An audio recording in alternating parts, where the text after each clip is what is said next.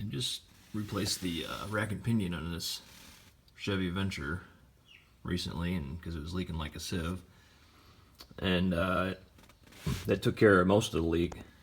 But then I noticed it was still losing power steering fluid, so I got to look in, and this time it was only when it was running. So I got under here checking, and you can see here we're in the cooling line on the return. It must have rusted through on here, and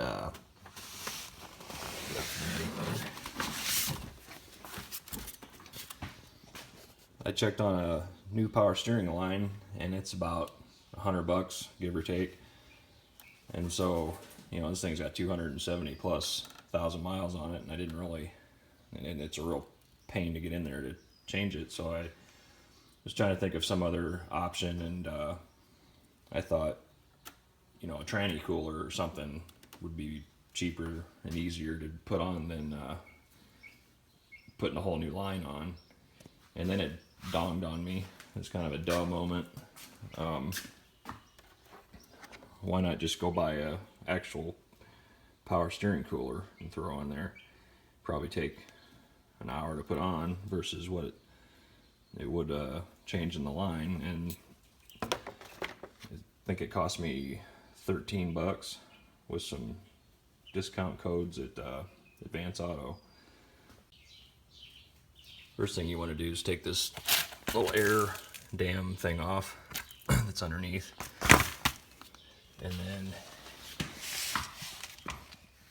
once you get that off, you determine where your lines are coming from, and then you can see it here or not, you run your rubber lines underneath the radiator through the core support here, and you may or may not have enough room.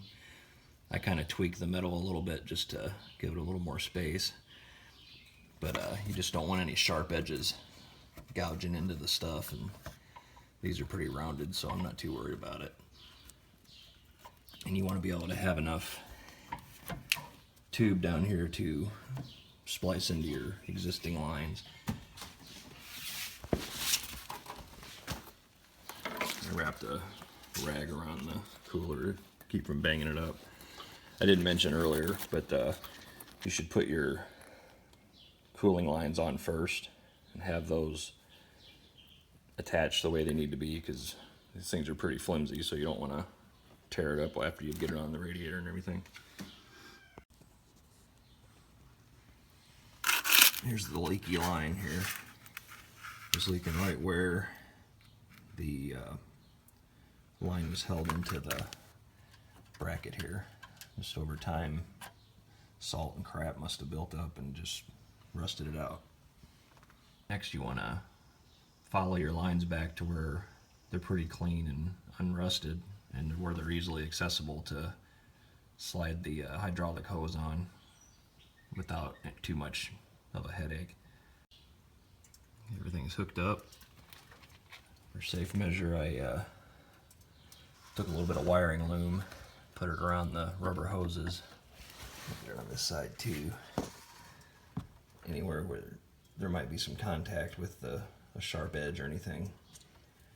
And I power washed the underside, although I did blow a bunch of dirt under it, but that way I can tell if there's any leaks in the future, and got rid of all the dripping oil and everything. I wound up using plumber's tape to mount this. My original intent was to mount it to the radiator using the zip mounts that come with it, but after removing the 2 bolts at the top, I realized that that was going to be much more of an endeavor than I really wanted to take on today. So, but I think this will work good because there's a nice air gap between them. The plumber's tape's sturdy enough. This thing isn't very heavy, so I'm going to go with it. Did notice one of my tranny lines there seems wet still, so that kind of concerns me, but So I might be doing another one of these things here before long. But it's definitely a cheaper, easier way to fix your power steering line